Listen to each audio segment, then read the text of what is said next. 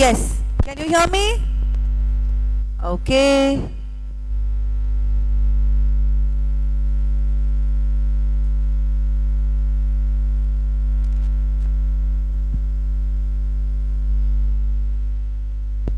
Yes, we are good to go ahead. No problem. अब मुझे बताओ, कल के सेशन में हमने क्या देखा? कौन बताएगा? Come on. कल के सेशन में हमने क्या देखा? हम कौन सा चैप्टर कर रहे हैं अभी? Audit documentation and audit evidence. Audit documentation and audit evidence. ठीक है. What is audit documentation? कौन बता पाएगा मुझे कि ऑडिट डॉक्यूमेंटेशन का मतलब क्या है? Yes, come on, who will tell me? ऐसे जवाब देते हैं. Is this the way you answer? It's a theory paper. You are a CA Inter student, so as per the expectations, you got to answer. Come on. Audit documentation is record of audit procedures. फिर उस procedures से मिला हुआ audit evidence. उस evidence से हमने draw किए गए conclusions. बराबर है ना? So audit documentation is what? Come on. Record of audit procedures, audit evidence and audit conclusions reached. No problem. Okay? Yes. इसके बाद हमने क्या देखा कि ऐसे कई फैक्टर्स है. ओके, सी फॉर एग्जाम्पल, जैसे कि मैंने आपको एक प्रैक्टिकल एग्जाम्पल बताया. क्या देखा हमने? ओके, आप मेरे ऑडिट स्टाफ हो, मैं ऑडिटर हूं, मैंने आपको ऑडिट के लिए भेजा. तो ज्ञानदा के पास 2 डॉक्यूमेंट्स, अनुराग के पास 2 डॉक्यूमेंट्स, मेरे पास 10 डॉक्यूमेंट, फाइल में पड़े 10 डॉक्यूमेंट. क्या ये प्रैक्टिकली होता है? होता है, right? But what do you have to do? You have to assemble. As soon as your audit work is done, आपको क्या करना पड़ेगा? You will have to assemble all the papers into one audit file.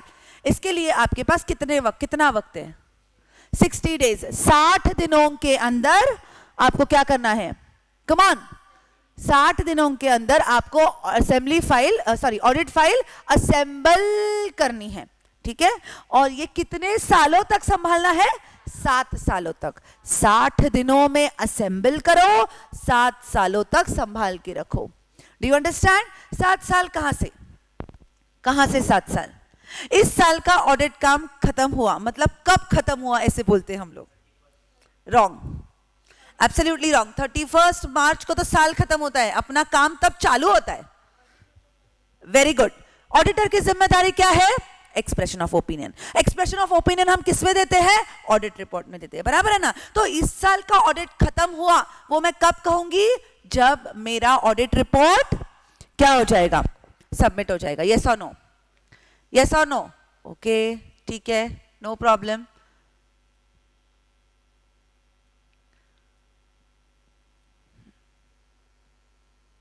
Okay, अब आगे.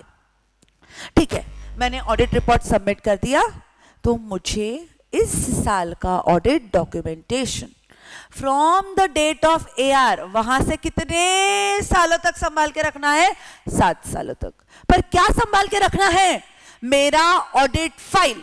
वो audit file मुझे कितने दिनों में असेंबल करना है? 60 डेज में मुझे वो असेंबल करना है.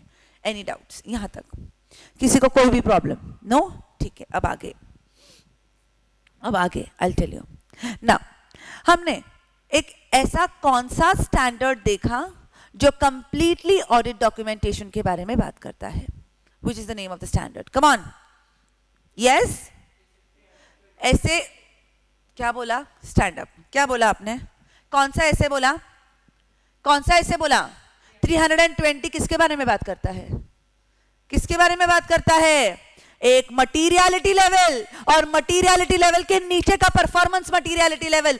3 अगर मटीरियलिटी लेवल के बारे में बात करता है तो 2 मतलब उसके नीचे वाला लेवल परफॉर्मेंस मटीरियलिटी. सो ऐसे 320 इज नथिंग बट मटीरियलिटी. बराबर है? Yes. What? SA 230 speaks about audit documentation. कि हमको what is the purpose of audit documentation, हमको क्या क्या ऑडिट डॉक्यूमेंट करना है, what should be the content, what should be the extent, okay, what are the factors. Shall we make a quick revision of it? Yes? Okay. Give me a minute. Yes, let's quickly see what SA 230 has to say. Okay? Yes. Now, yes, हमने क्या देखा? Audit documentation के दूसरे नाम क्या है? Working papers and work papers. ठीक है? यस. फिर उसमें हमने क्या देखा कि हमको 60 दिनों के अंदर उसको असेंबल करना है. क्या उसमें हम कुछ चेंजेस कर सकते हैं? एक बार असेंबल कर लिया, ऑडिट खत्म हो गया, क्या हम ऑडिट फाइल में कुछ चेंजेस कर सकते हैं? नहीं कर सकते. अगर किए तो किस पर्पस के लिए कर सकते हैं? Only for administration purposes. Only for administration purposes. और अगर किया भी तो ओके, अगर किया तो हमको किसका रिकॉर्ड मेंटेन करना पड़ेगा? क्यों किया, किसने किया और क्या क्या चेंजेस किए. यस और नो? यस और नो? ओके, ठीक है. Yes, and you have to retain it for 7 years. Okay, yes. अब मुझे एक बात बताओ, ये ऑडिट डॉक्यूमेंटेशन किसका है? क्लाइंट का है, थर्ड पार्टी का है, किसका है? बोलो बोलो. ऑडिटर का है, तो it is a property of auditor. Yes और नो? यस. ओके, तो क्या ऑडिटर को इसको संभाल के रखना पड़ेगा? कम on. Yes, yes everyone. Okay, ठीक है. So this audit documentation is a property of auditor. क्या वो थर्ड पार्टी को दिखाएगा? कम ऑन. यस, थर्ड पार्टी बोल सकती है नहीं नहीं मैं इसके साथ डील करती हूं, मुझे उसके ऑडिट डॉक्यूमेंटेशन दिखाओ. नहीं. Why? Confidentiality. It is what? It is an ethical requirement. This ethical requirement has been discussed in which essay? Essay what? Essay 200. Essay 200. Essay 200 में डिस्कस किया गया है कि कॉन्फिडेंशियलिटी, अपनी आंख और कान खुले रखो और अपना मुंह shut, mouth shut. Okay, that is the rule of auditor. Clear? ठीक है. अब क्लाइंट. ओके, हमने ऑडिट किया, आप ऑडिट टीम, मैं ऑडिटर, हमने क्लाइंट का ऑडिट किया. क्लाइंट बोलता है अरे बिजनेस मेरा, डॉक्यूमेंट्स मेरे, मुझे तो दिखाओ. बराबर है ना? मुझे तो दिखाओ. तो फिर उस सामने वाले को क्या बोलेंगे हम लोग? कम ऑन, क्या कहेंगे? Yes, it is auditors property. अगर ऑडिटर को लगा it is safe to show it to the client, only then he will show it to the client at his own discretion. At his own discretion.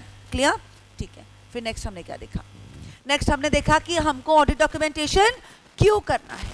What is the purpose of audit documentation? बराबर है ना? बताओ, ये audit file बनाने का purpose क्या है? चलो, बहुत सिंपल पॉइंट्स हैं, राइट? सबसे पहले हमको ऑडिट करने से पहले क्या करना पड़ेगा? ऑडिट प्लान करना पड़ेगा. तो to plan the audit, plan करके फिर वो काम करवा के भी लेना पड़ेगा. बराबर है ना? जो प्रोग्राम है वो प्रोग्राम हमको हमारे ऑडिट स्टाफ को देना पड़ेगा. सो टू परफॉर्म ऑडिट. अब स्टाफ जो काम कर रहा है, क्या उस पर डायरेक्ट और सुपरवाइज करना पड़ेगा मुझे? आप लोग जो काम करके आ रहे हो, ओके, क्या मुझे वो सुपरवाइज करना पड़ेगा? क्या मुझे वो डायरेक्ट करना पड़ेगा? Yes. How is it possible?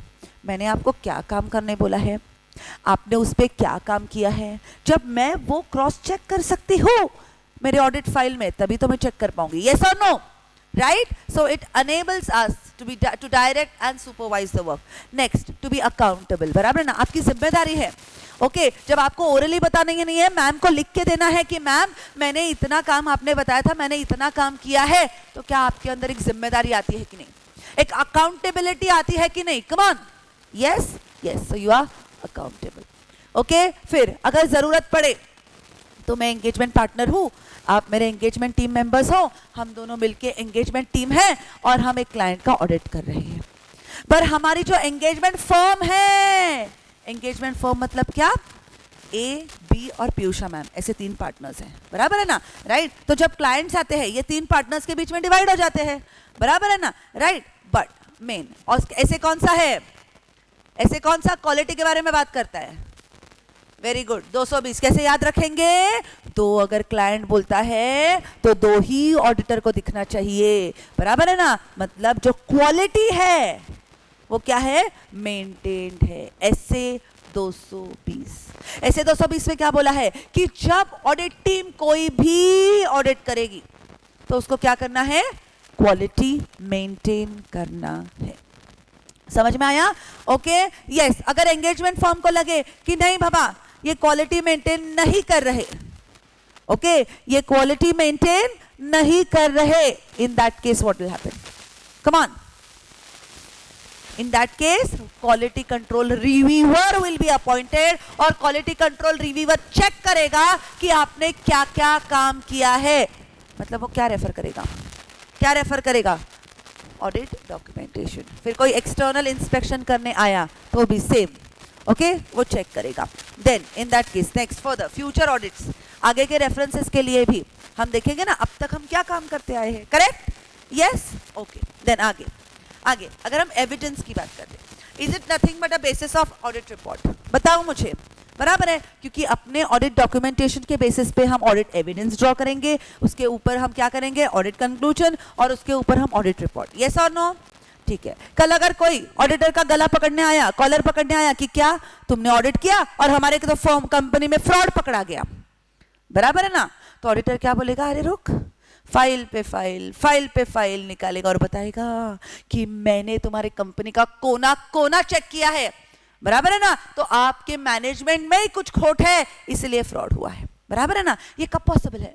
जब ऑडिटर अपने किया हुआ काम दिखा पाए, बराबर है ना। So work procedures perform by auditor is nothing but mentioned in the audit documentation, so it is a basis for audit report and defense against charge of negligence। फिर ऐसे 200 बोलता है आपको ऑडिट करना है तो audit should be in accordance with standards on auditing and legal requirements. Clear? Okay yes, quickly go ahead.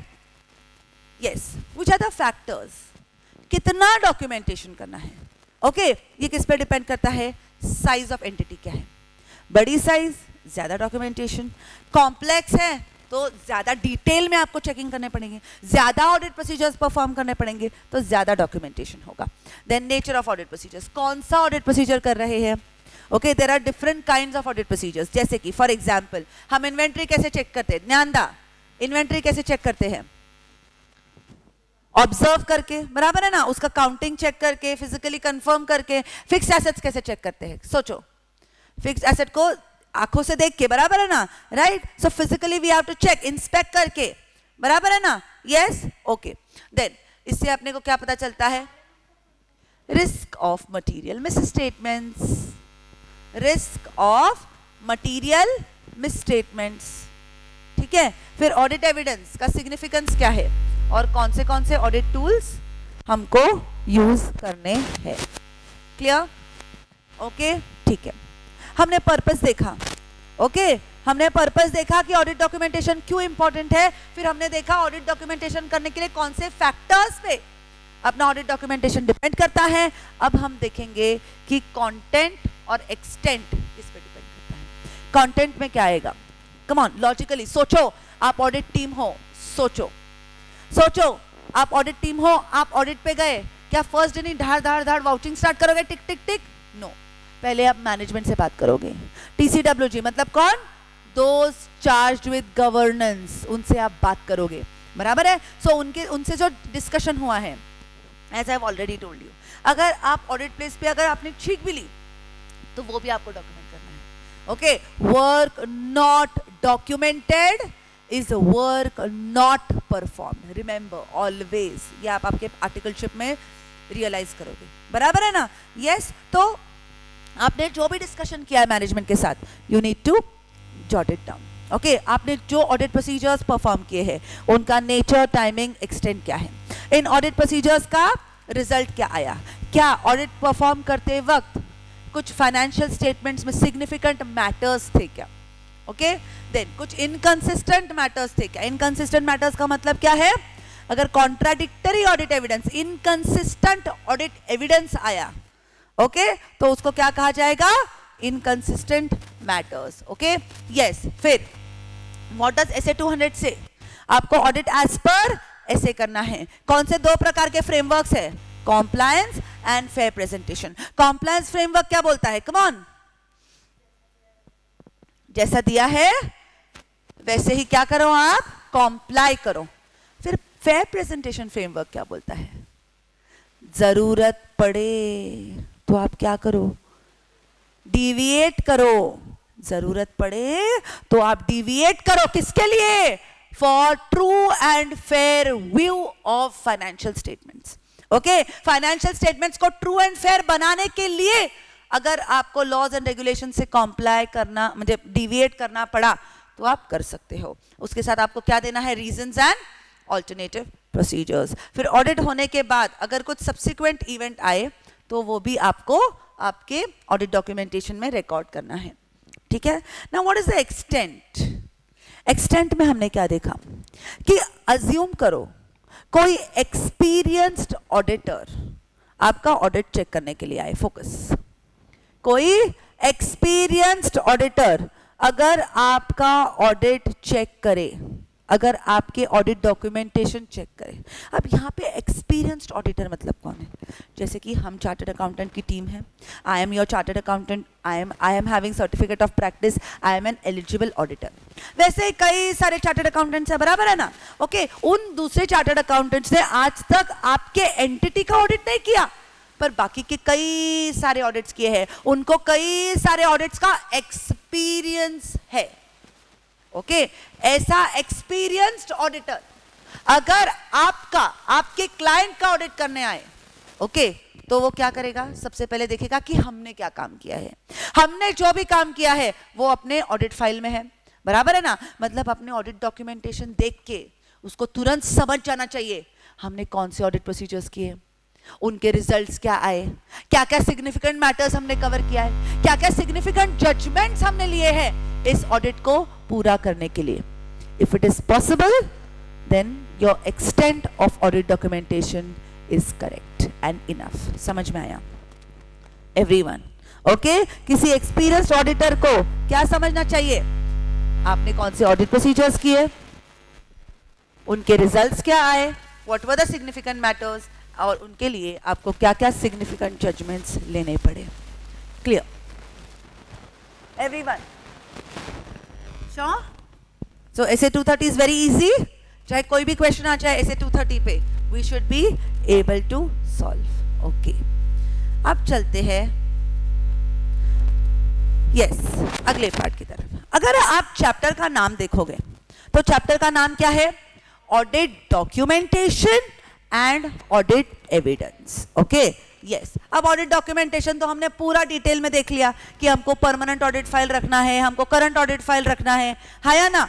Okay, ठीक है। अब ये ऑडिट एविडेंस क्या है बताओ? यस, ऑडिट एविडेंस क्या है? इतने भरे कोर्ट ऑफ लॉ में भी क्या कहा जाता है? सबूतों और गवाहों को मद्देनजर रखते हुए, बराबर है ना? उनका क्या, उनको कंसिडर करके उनसे एविडेंस, हमने सबूत इकट्ठा किया है और उसके बेसिस पे हम कौन मुजरिम कौन है, मुजरिम करार दे रहे हैं, बराबर है कि नहीं? यस और no? Right?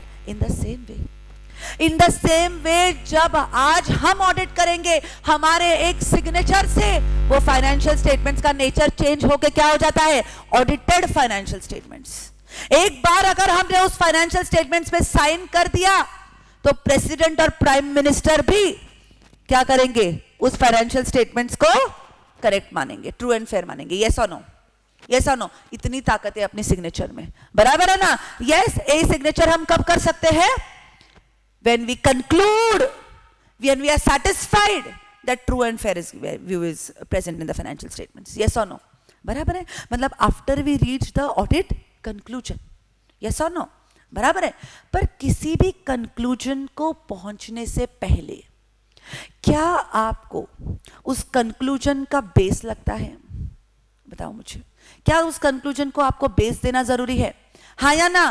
Should you give a particular base to it? Yes, that was the base to the audit conclusions. The supporting to the audit conclusion is given by audit evidence. Okay, मतलब क्या? मतलब क्या समझने की कोशिश करो practically. You are the audit team, I am the auditor.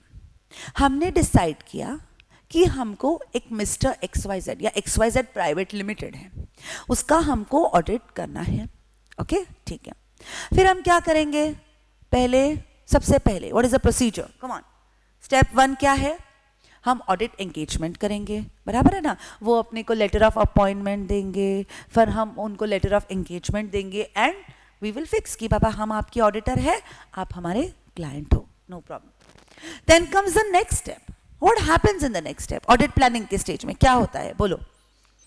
पहले हमको ओवरऑल ऑडिट स्ट्रेटजी बनानी है, फिर हमको डिटेल प्लान बनाना है उस साल का, बराबर है, उसके बेसिस पे हम ऑडिट प्रोग्राम फाइंड आउट करेंगे, बराबर है, ठीक है।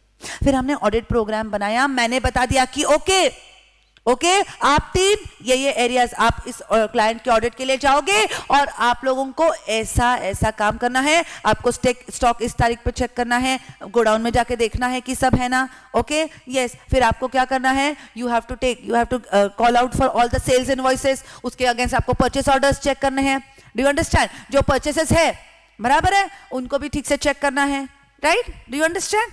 ठीक है, तो ऑडिट प्रोग्राम में मैंने आपको बता दिया आपको किस प्रकार से काम करना है। फिर आप ऑडिट प्लेस पे गए, ऑडिट आपने ऑडिट करना स्टार्ट किया, ऑडिट करते करते आपको जो भी डॉक्यूमेंट्स लगते गए आप वो इकट्ठा करते गए, तो आपने ऑडिट डॉक्यूमेंटेशन इकट्ठा किया। Clear everyone? Okay yes. फिर अंडरस्टैंड, फिर उसके बाद क्या हुआ? उसके बाद आपने क्या बनाई? फाइल बनाई, बराबर है ना। पूरा इतने दिन 10-15 दिन आप गए उस क्लाइंट प्लेस पे, आपने अच्छे से ऑडिट किया है, जो भी ऑडिट प्रोग्राम मैंने आपको बताया उसके हिसाब से आपने सारे एरियाज कवर किए हैं, नो प्रॉब्लम।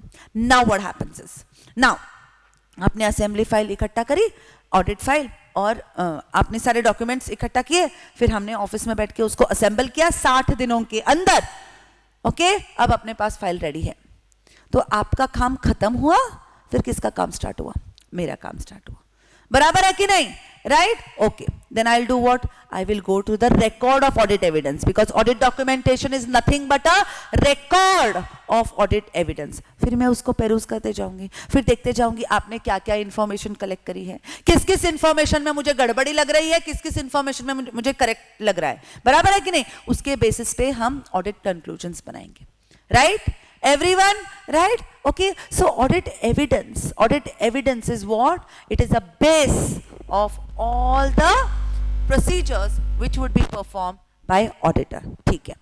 अब जब हम ऑडिट एविडेंस की बात करते हैं, ओके, तो ऑडिट एविडेंस कैसा होना चाहिए आप लोगों को पता है? चलो बताओ मुझे, ऑडिट एविडेंस कैसा होना चाहिए? यस,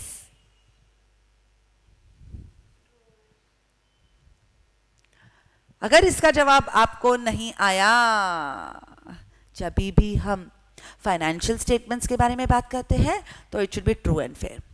जब भी हम ऑडिट एविडेंस की बात करते हैं तो वहां पे सवाल क्या आता है? सफिशिएंट एंड अप्रोप्रिएट, यस और no? Sufficient and appropriate. So there comes the question of two concepts, sufficiency and appropriateness, ठीक है। अब ये सब हम डिटेल में देखेंगे, ठीक है। Audit evidence forget about audit evidence पे एक अमेजिंग, सुपर अमेजिंग मूवी आई थी, ओके। कौन गेस कर सकता है? कम ऑन, कौन गेस करेगा? यस, दृश्यम। क्या हुआ था दृश्यम इस मूवी में? I am telling you this movie is going to help you understand what are the different procedures. Yes, बताओ। यस, दृश्यम इस मूवी में क्या हुआ था? बोलो। दृश्यम नहीं देखी है? आपने देखी है? नहीं देखी? ओके, तो आपको 2-3 दिन छुट्टी है, तो आपको क्या करना है? You have to watch Drishyam. Yes, अरे पहले दृश्यम देख, Drishyam is fantastic, fantastic. I'll tell you what happened, okay? I'll give you a glimpse which is going to explain to you कि audit evidence कितना important है। पूरी दुनिया को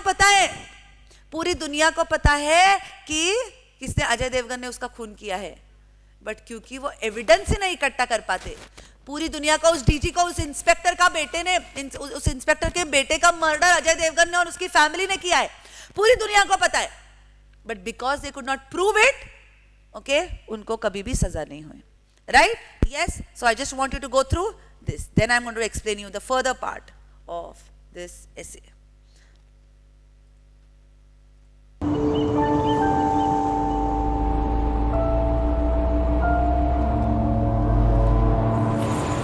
मैं तो सिर्फ एक चौथी फेल आम आदमी हूं जिसकी एक बीवी है और 2 बेटियां।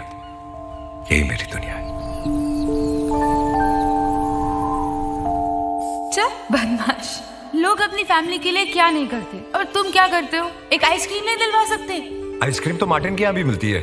पंजी का क्या स्पेशल है?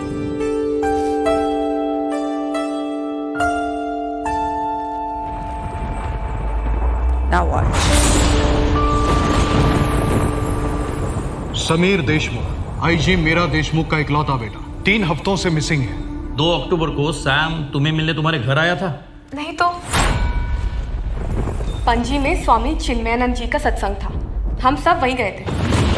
वहाँ पहुँचने के कितनी देर बाद प्रोग्राम शुरू हुआ? प्रोग्राम हम पहुंचने से पहले ही शुरू हो गया था।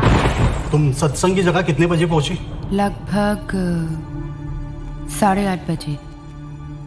विजय और उसकी फैमिली को हम अच्छी तरह जानते हैं, वो अच्छे लोग हैं।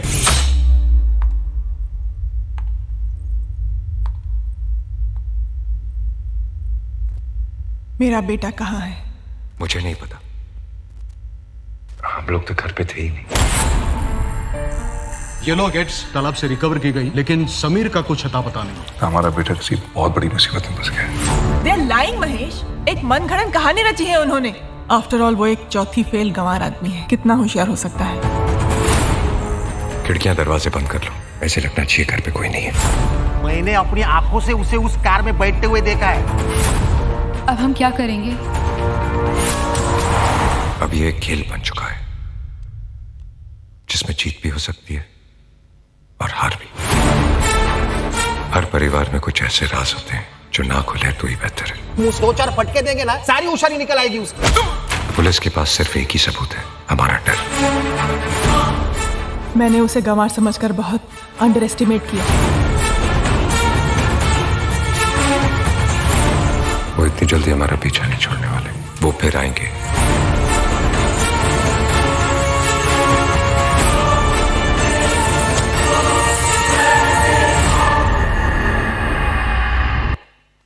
Okay?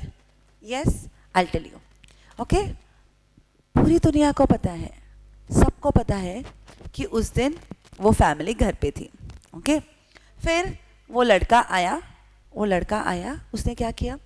उसने अटैक किया उसके बेटी पे, उसने डिफेंस में उसको लग गया, वो मर गया। Okay?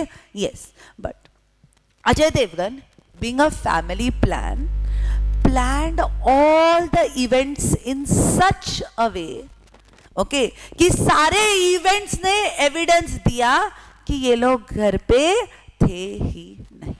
Do you understand? This is the power of evidence. Yes, आपको होमवर्क के लिए मैं क्या दे रही हूँ? रियली वॉच दिस मूवी, आपके इस ऑडिट एविडेंस के सारे कॉन्सेप्ट्स क्लियर हो जाएंगे। Do you understand? Okay, yes. अब मैंने आपको ये क्यों बताया, ये आपको आगे पता चलेगा, because there are different procedures to be perform. जब हम इस प्रोसीजर्स की बात करेंगे तब सबसे पहले अपने दिमाग में क्या आएगा? The procedures that we saw. Okay, yes. अब हम क्या देख रहे हैं? Audit evidence. What is audit evidence? Yes, what is audit evidence?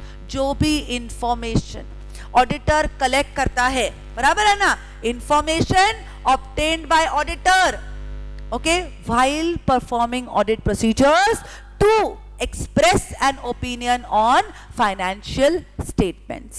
Okay, this is nothing but audit evidence. जो भी information auditor इकट्ठा करता है, okay, कैसे इकट्ठा करता है? By performing audit procedures. Okay, yes, ये audit procedures क्यों perform किए जाते हैं? To express an opinion on financial statements. Do you understand? Yes, तो कल आपको MCQ पूछा गया। Audit evidence is information, data, okay, data, information, records, all of the above. तो मैंने क्या चूज करूंगा? All of the above? 100%? All your answers are wrong, because audit evidence is only information. See, audit documentation is a record of everything. बराबर है ना? Yes or no? Yes. Data means what? Raw data. When this data is processed in the accounting system, it becomes information. Yes or no? बराबर है ना? और इस information के basis पे auditor opinion express करने वाला है. Yes or no? Okay yes, so most likely सब लोग क्या करेंगे, all of the above choose करेंगे. But what is audit evidence? Audit evidence is only the information which is obtained by the auditor to do what? To express an opinion on financial statements. अगर auditor ने अगर auditor ने audit evidence इकट्ठा करने में अगर Ajay Devgan evidence को manage करने में या एविडेंसेस को प्रूफ करने में गलत हो जाता तो क्या हो जाता? His family would have been in trouble. बराबर है ना? His daughter would be charged for murder. Yes or no? Yes or no? Okay? तो सोचो ऑडिटर के पॉइंट ऑफ व्यू से, ऑडिटर के पॉइंट ऑफ व्यू से सोचो कि अगर ऑडिटर प्रॉपर ऑडिट एविडेंस इकट्ठा नहीं करता, ओके, और उसके बेसिस पे कुछ तो ओपिनियन दे देता है, और उस ओपिनियन के बेसिस पे बैंक बड़े बड़े लोन देती है आपके क्लाइंट को, बहुत सारे इन्वेस्टर्स खूब सारा मेहनत से कमाया हुआ पैसा इन्वेस्ट करते हैं, और कल जाके ये कंपनी में फ्रॉड हो गया, कंपनी डूब गई, तो इन that case what will happen? Will the auditor क्या ऑडिटर के अगेंस्ट लीगल एक्शन लिया जाएगा? यस और नो? कई आपने देखा ना पीडब्ल्यूसी, सत्यम का केस जो मैंने आपको लेक्चर 1 में बताया था, बराबर है ना? सत्यम के केस में क्या हुआ? यस, कम ऑन, सत्यम के केस में ऑडिटर मिला हुआ था. पीडब्ल्यूसी was a part of whatever accounting scandal was framed by Ramalinga Raju. Yes or no? Yes or no? बराबर है ना? देखा ना कि आज तक पीडब्ल्यूसी ब्लैकलिस्टेड है. Do you understand? उसके रिपरकशंस, उसके इफेक्ट्स बहुत ज्यादा होते हैं. डीबार किया जाता है कितने सारे सीएस को. आप लोग जैसे एक बार जब आप चार्टर्ड अकाउंटेंट बन जाओगे, तो आप देखोगे कि there are so many responsibilities on an auditor, and if you fail in meeting those professional standards, professional requirements, then you are debarred from the profession. इतने साल जिस डिग्री के लिए मेहनत करी है, जब उस डिग्री से आपको आपके फ्यूचर बनाने का मौका आता है, वो डिग्री ही अगर आपसे ले ली गई, then what is the use? बराबर है ना?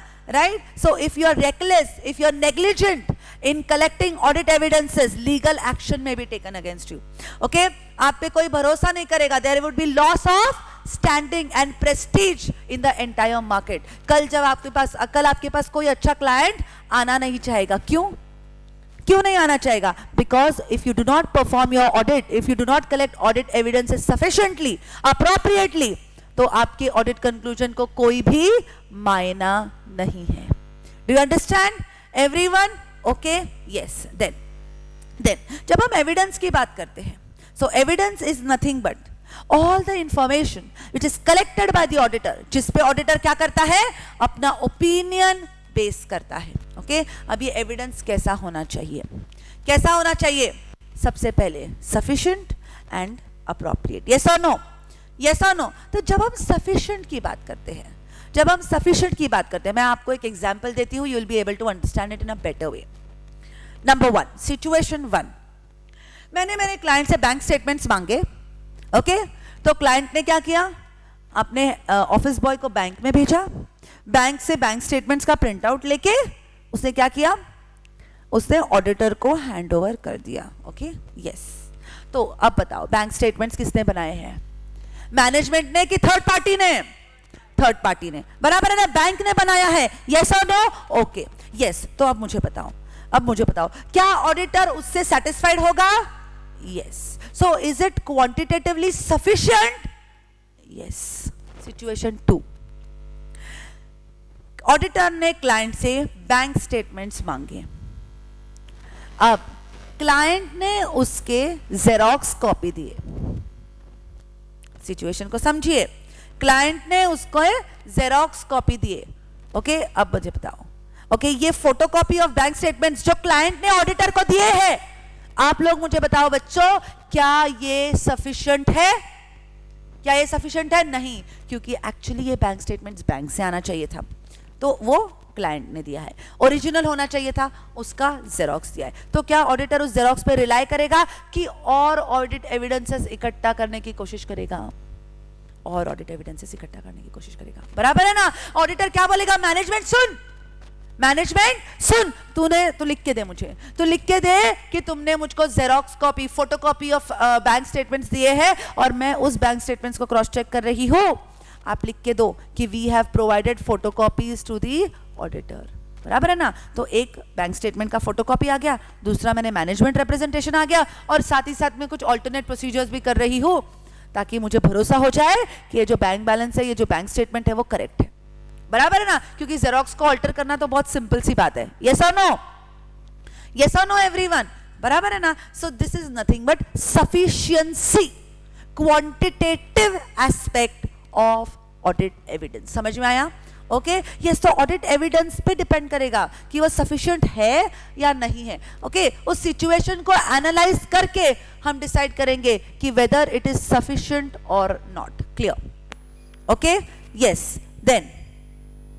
Then, okay, so when we speak of sufficient, it speaks about quantitative aspects of, okay, आ जाएगा 2 minute. Yes, it speaks about the quantitative aspects of audit evidence. Okay, yes. फिर आया appropriateness. जब हम appropriateness की बात करते हैं, मतलब हम किसकी बात करते हैं? क्वालिटी या reliability of audit evidence. Okay. अब मुझे एक बात बताओ आप लोग बच्चों, अगर आपको कोई चैप्टर इजी जाता है, आप उस चैप्टर पे रिलाई कर सकते हो एग्जाम में. ओके. तो आप उसको कितना, मतलब आप उसको कितना पढ़ोगे नेक्स्ट टाइम? थोड़ा पढ़ना पड़ेगा. बराबर है ना? Right? yes or no?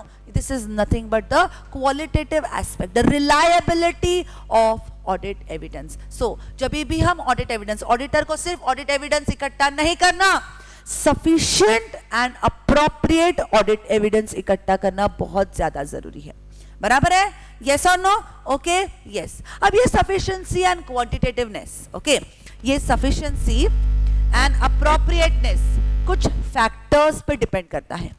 There are certain factors which determine the sufficiency and appropriateness of audit evidence. कल एग्जाम में क्वेश्चन पूछ सकते हैं.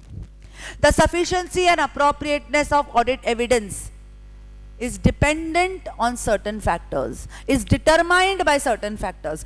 Which are the factors which affect the sufficiency and appropriateness of audit evidence? You have to stop, take a deep breath and just realize. हमने किया था, क्या किया था? There are certain determining factors which determine, what do they determine? Whether the audit evidence is sufficient and whether the audit evidence is appropriate. First, materiality. Okay? Materiality. अब मुझे बताओ कि अगर कोई point material है, अगर कोई aspect, कोई item of financial statements material है, तो आपको उसके लिए एविडेंस कैसा लेना पड़ेगा? ज्यादा या कम? ज्यादा एविडेंस लेना पड़ेगा. अगर मटीरियलिटी कम है, ओके, अगर एक बहुत ही छोटी सी बात है फाइनेंशियल स्टेटमेंट में, तो आपको एविडेंस बहुत ज्यादा लेना पड़ेगा कि थोड़ा छोटा मोटा सपोर्टिंग एविडेंस लेके काम हो जाएगा. बराबर है? सो can I say that there is a direct relationship between materiality and audit evidence. Yes और नो? ओके. एग्जाम में क्वेश्चन पूछ लिया. Comment. Materiality and audit evidence are directly related to each other. Comment. बहुत simple है. हम इस question का जवाब कैसे देंगे? सबसे पहले हम मटीरियलिटी को एक्सप्लेन करेंगे शॉर्ट में ऐसे 320 के बेस पे, जो हम ऑलरेडी सफिशिएंटली कवर कर चुके हैं. ठीक है. फिर उसके बाद हम ऑडिट एविडेंस को एक्सप्लेन करेंगे. बराबर है? फिर हम बताएंगे डायरेक्ट रिलेशन मतलब क्या, वो एक्सप्लेन करेंगे. When one factor increases, the other factor also increases, then they are said to be directly related to each other. Yes or no? फिर हम मटीरियलिटी और ऑडिट एविडेंस को एक दूसरे के साथ रिलेशन में लाएंगे कि जब कोई भी item of financial statement material होता है, तो auditor has to perform detailed audit procedures. Auditor has to obtain higher amount of and sufficient and appropriate audit evidences with respect to that material item. So ज्यादा materiality, ज्यादा evidence, hence they are directly related to each other. Clear? Okay. Yes. Next aspect, risk of material misstatements. आप बताओ बच्चों, अगर risk of गलतियां ज्यादा है तो आपको ऑडिट एविडेंस कैसा लेना पड़ेगा? सोचो, आप ऑडिट एविडेंस कैसा इकट्ठा करोगे? ज्यादा या कम? ज्यादा या कम? ज्यादा. ओके. रिस्क कम है तो हमको ज्यादा ऑडिट एविडेंस लेने की जरूरत नहीं है. So audit risk and audit evidence are directly related to each other. अब एक छोटा सा सवाल मुझे डिस्कस करना रह गया. अगर ऑडिट एविडेंस सफिशिएंट है, ओके, जैसे कि फॉर एग्जांपल हमको जेरोक्स कॉपी दिया बैंक स्टेटमेंट का, इसलिए हमने उसके सपोर्टिंग में और 3-4 एविडेंसेस ले लिए, ओके, तो सफिशिएंट एविडेंसेस लिए, ओके. तो अब मुझे क्वालिटी एस्पेक्ट में बहुत डिटेल में जाना पड़ेगा कि चल जाएगा? सोचो, क्वेश्चन समझा क्या सबसे पहले?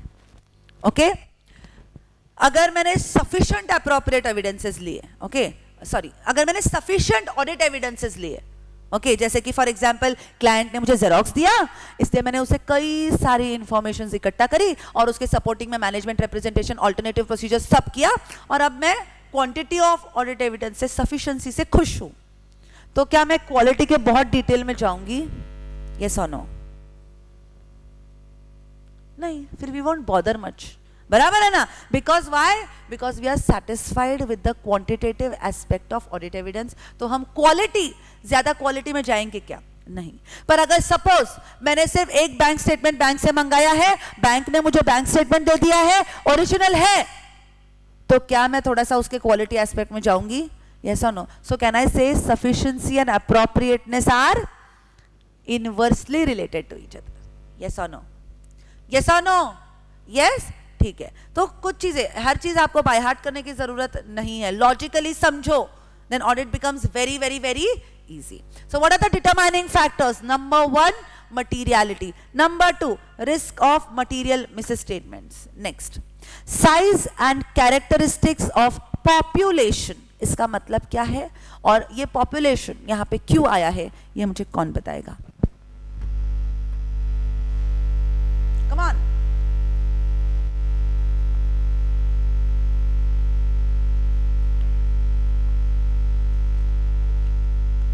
Yes, my dear students.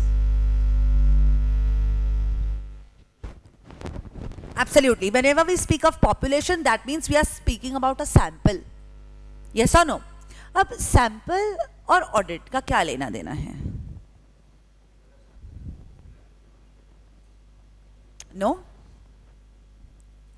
Because under audit there is an inherent limitation on audit कि जो काम लाखों एम्प्लॉइज 365 दिन बैठ के 12 घंटे के शिफ्ट में बैठ के जो इतना सारा काम करते हैं, क्या वो 10 लोगों की टीम भी जाके 10 दिन में कवर कर सकती है?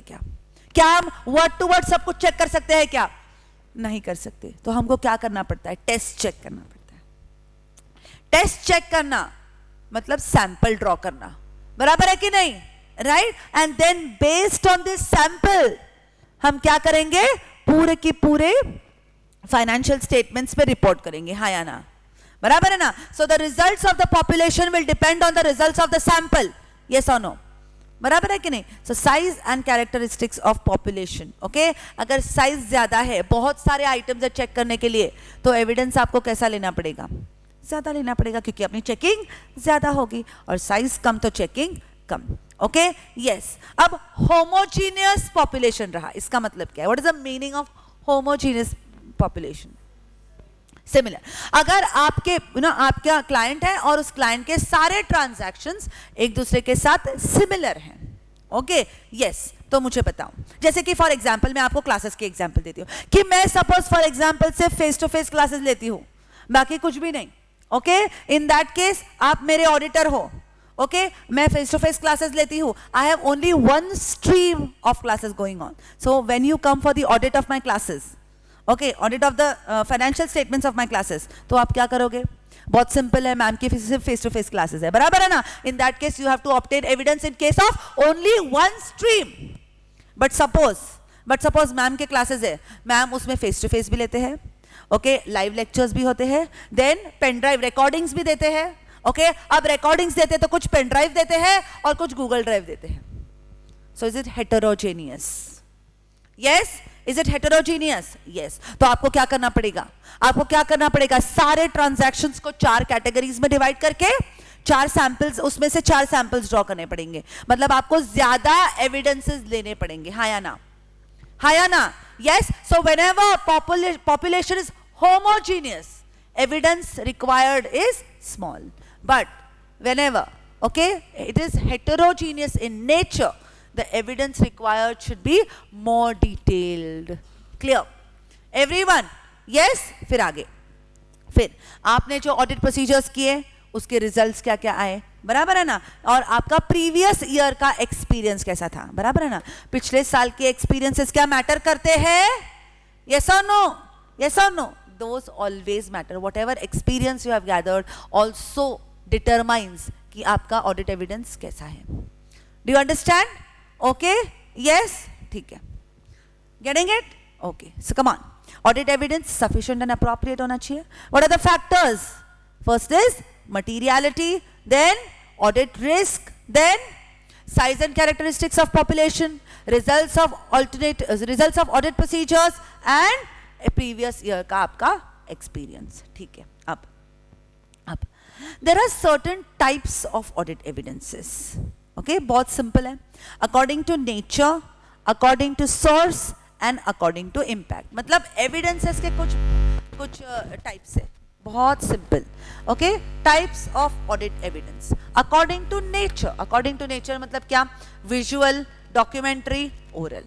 इसका मतलब क्या है? अब इस visual, what is visual? अगर suppose for example, okay, मेरा client है और client place पे stock checking चल रहा है, तो मैं बकायदा खुद जाके देख रही हूँ आंखों से visually कि how they are counting the inventory, how they are taking the stock, how they are doing the stock taking. Do you understand? Yes. So यहाँ पे visual का अगर मैं example लिखना चाहूँ,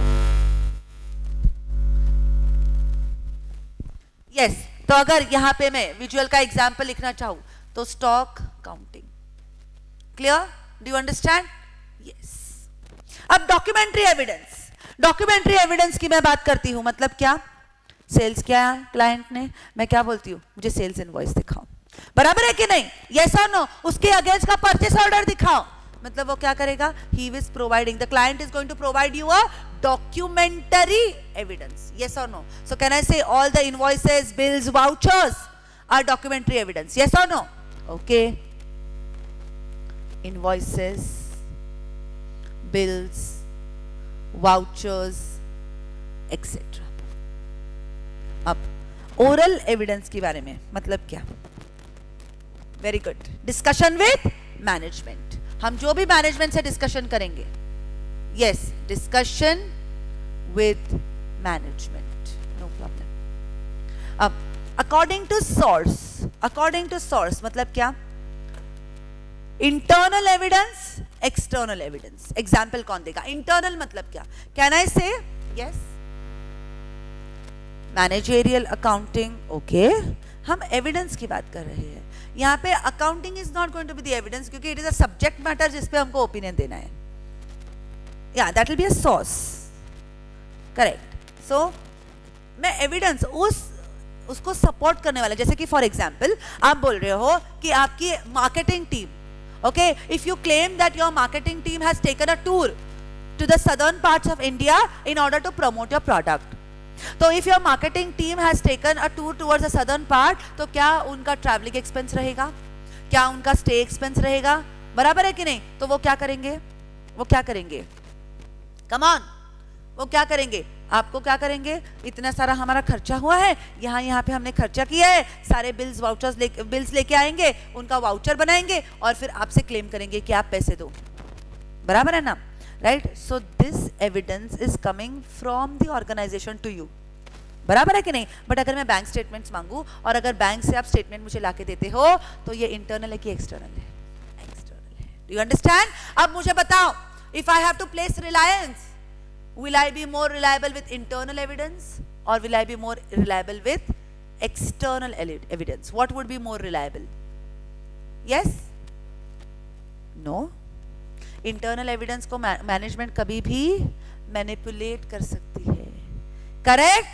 So जो third party से आ रहा है, जिसको management में कुछ जो confirmation, external confirmation में debtor से मंगा रही हूँ, बराबर है ना, उसमें क्या मैनेजमेंट उसमें कुछ भी गड़बड़ी कर सकती है? नहीं कर सकती. So external evidence is more reliable than internal evidence. So internal evidence क्या मैं बोल सकती हूँ? This is evidence within the organisation, yes.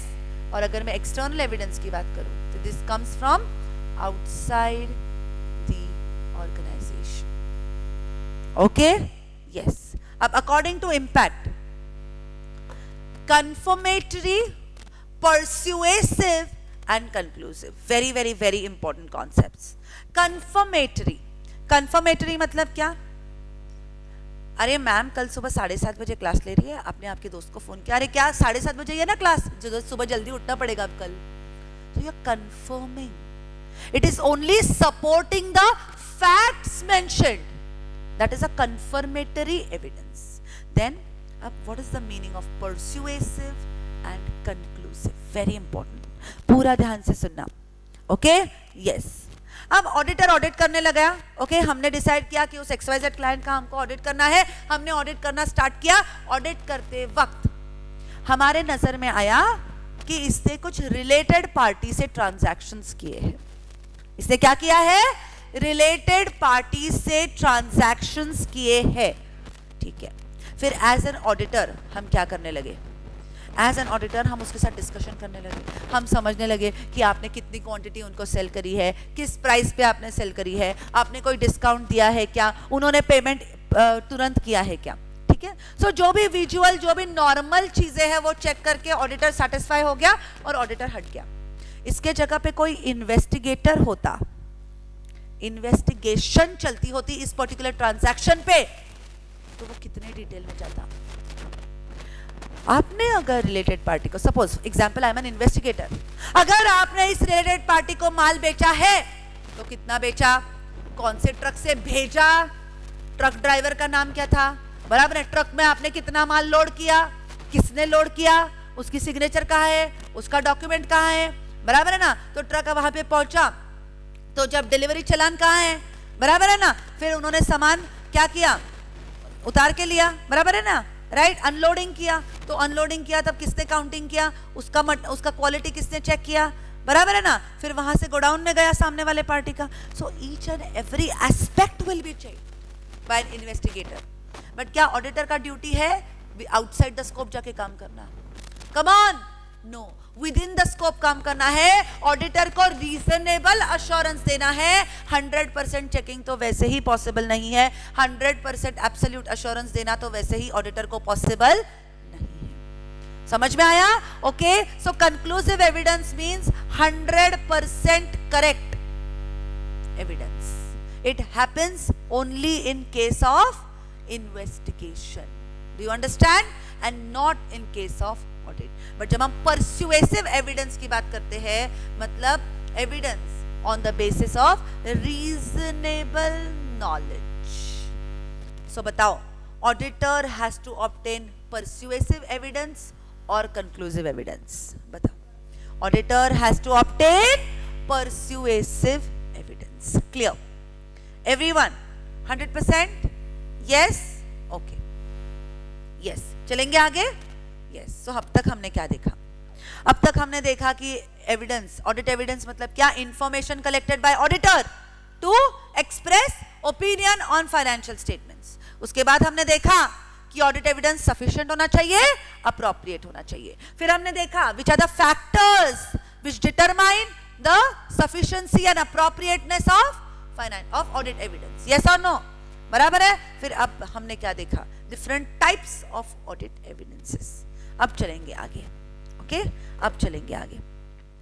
अब हमको कंक्लूजन देना है, ऑडिट रिपोर्ट बनाना है, उसके लिए हमने ऑडिट एविडेंस इकट्ठा किया, ओके। अब हम कितना ऑडिट एविडेंस करेंगे, किस प्रकार से इकट्ठा करेंगे, इसका कोई मैनुअल है या ये डिफर करेगा auditor to auditor? It will differ from auditor to auditor. हर किसी का अपना काम करने का स्टाइल अलग है। So is it a matter of professional judgement? Yes. So the procedures to obtain audit evidence is a matter of professional judgment. Yes or no? Yes or no? ठीक है।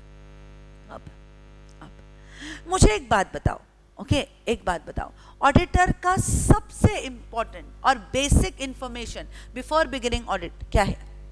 क्या ऑडिटर का, ओके, उस organisation में कितना risk involve है ये पता करना क्या उसका सबसे इंपॉर्टेंट काम है या नहीं?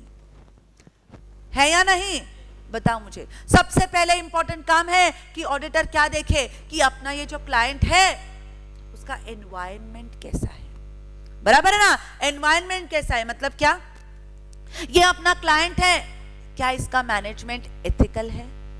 क्या इसके एम्प्लॉइज एथिकल है? क्या ये एम्प्लॉइज ऑडिट मैनेजमेंट का कहना मानते हैं?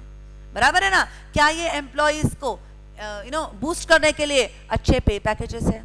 ओके, मैनेजमेंट और एम्प्लॉय के बीच का कोऑर्डिनेशन कैसा है? यस और नो? बराबर, मैनेजमेंट का जीरो टॉलरेंस पॉलिसी है या नहीं है? ये एनवायरनमेंट चेक करेगा। बराबर है ना? फिर वो एंटिटी कि इस ईयर ऑफ ऑडिट में आपके क्लाइंट ने क्या क्या हरकतें करी है।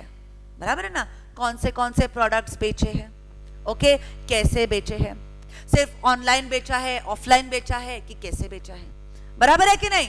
राइट। फिर उसके बाद हम चेक करेंगे ओके कि क्या कुछ बड़ी चेंजेस कि इस क्लाइंट का, ये जो क्लाइंट है, क्या इसके ऊपर कोई कंट्रोलिंग पावर है क्या ये किसको कंट्रोल करता है क्या कोई होल्डिंग सब्सिडियरी रिलेशनशिप है क्या? बराबर है ना कि जो फंड्स आए हैं, क्या ओनर्स ने, प्रमोटर्स ने खुद के पैसे डाले हैं या डेट फंड्स हैं? बराबर है? क्या अगर हमारे जो मैनेजमेंट ने, हमारे जो एंटिटी ने इन्वेस्ट किए हैं, ओके, तो वो कहां पे इन्वेस्ट किए हैं, कितने फंड्स डिप्लॉय किए हैं? बराबर है ना? इन सब चीजों को समझा। ओके, हमारा जो क्लाइंट है उसका कंट्रोल सिस्टम कितना स्ट्रांग है ये समझा। ओके, तो अब मुझे बताओ इस समझने के चक्कर में क्या मैंने कुछ भी चेक किया कि I only obtained an understanding? Come on, क्या मैंने कुछ चेक किया? नो। सबसे पहले I obtained an understanding of the entity, of its environment and of its internal control, because understanding these three factors are going to tell me how much risk is involved. Okay, they are going to tell me कि आपके risk कितना है material misstatements में, and this entire procedure is known as RAP, Risk Assessment Procedures. हाँ या ना? बहुत important चीजें मैं आपको समझा रही हूँ जिसको समझने में बहुत वक्त लगता है। यस, आपको समझ में आया क्या? सो रिस्क असेसमेंट प्रोसीजर में कहीं कुछ चेकिंग आती ही नहीं है। अभी तक हम डिटेल में गए ही नहीं है, हम मोटा मोटी सिर्फ जायजा ले रहे हैं कि हमारा क्लाइंट जो है वो किस प्रकार से काम करता है, कितना रिस्क है। हम सिर्फ उसका जो बिजनेस है उसको क्या कर रहे हैं, समझने की कोशिश कर रहे हैं। We are trying to obtain an understanding. This is nothing but risk assessment procedures. हम रिस्क को असेस कर रहे हैं, अनुमान लगा रहे हैं। हमको डिसाइड करना है कि हमको सीए करना है, सीएस करना है, सीएमए करना है। तो हम क्या करेंगे? सबसे पहले देखेंगे कि किसमें पासिंग रेशियो ज्यादा है, फिर किसको कितनी घंटे पढ़ाई करने की जरूरत है। बराबर है ना? फिर हम समझेंगे कि क्या हम उतनी पढ़ाई कर पाएंगे या नहीं कर पाएंगे। This is risk assessment procedure. बराबर है ना? Yes, do you understand? So risk assessment procedure is what? Understand, it is given to us SA 315 में हम और डिटेल में देखेंगे। Okay, yes, it speaks about identification of risk. But auditor की responsibility क्या सारे मिस स्टेटमेंट्स की तरफ है? No, only and only material misstatements. तो ऑडिटर को आइडेंटिफाई करना है risk of material miss statements. Understanding? छोटी मोटी गलतियां तो माफ है। अंडरस्टैंडिंग? फिर इसके लिए हमको क्या करना पड़ेगा? Understanding of internal control, entity and environment. Okay, इन तीन चीजों को अंडरस्टैंड करके, अंडरस्टैंड से को कहीं पे भी कुछ कैलकुलेशन का सवाल यहाँ पे आया ही नहीं है। We are only understanding the entity, its environment and internal control. समझ में आया? Okay, this is nothing but risk assessment procedures. अब आपने चुन लिया कि आपको सीए करना है, सीएस करना है, सीएमए करना है। ओके, आपने चुन लिया कि आपको सीए करना है, आपने चुन लिया कि आपको सीए करना है, तो आप क्या करोगे? आप फिर क्लासेस में एनरोल करोगे, फिर आप पढ़ाई चालू करोगे। बराबर है ना? इन the same way in the same way risk assessment procedure से आपको पता चल गया कि रिस्क ऑफ मटेरियल मिसस्टेटमेंट्स कौन से हैं। अब इस रिस्क को आप क्या करोगे, रिस्पॉन्ड करोगे, बराबर है ना। रिस्क को कम करने के लिए फर्दर ऑडिट प्रोसीजर्स करोगे। So step 1 is risk assess करो, और स्टेप 2 को क्या है, इस असेस किए हुए रिस्क को रिस्पॉन्ड करो। Responses to assessed risks, okay, responses to assessed risks is nothing but further audit procedures. Further audit procedures are of two types: compliance procedures and substantive procedures. Okay, yes. अब मैं आपको एक अब पहले हमने क्या समझा, ऑडिट एविडेंस, ओके। उसके बाद हमने मेन चीज क्या समझी कि जब भी भाई हम व्हाट आर द प्रोसीजर्स, पहले हमको रैप करना है, फिर हमको फैप करना है। रैप करना इसका मतलब क्या करना है, we have to only obtain an understanding, हमको रिस्क को सिर्फ आइडेंटिफाई असेस करना है। फिर इस रिस्क को कैसे हैंडल करना, कम कैसे करना, कौन से प्रोसीजर्स करना, ये बात की बात है जो फैप में आता है। Do you understand? अब फैप ये दो प्रकार के होते हैं। There are certain compliance procedures and there are substantive procedures. Okay? Yes, compliance procedures के लिए मेरे पास एक बहुत अच्छा एग्जाम्पल है, सबसे best example which I can tell you. Okay, आप गुरुकुल में पढ़ रहे हो, बॉयज हॉस्टल है, ओके, प्रिंसिपल बड़ा ही खड़ूस है और गर्ल्स को एंट्री अलाउड ही नहीं है। ये तो ऑन पेपर ये सारे कंट्रोल्स आपने लगाए हैं,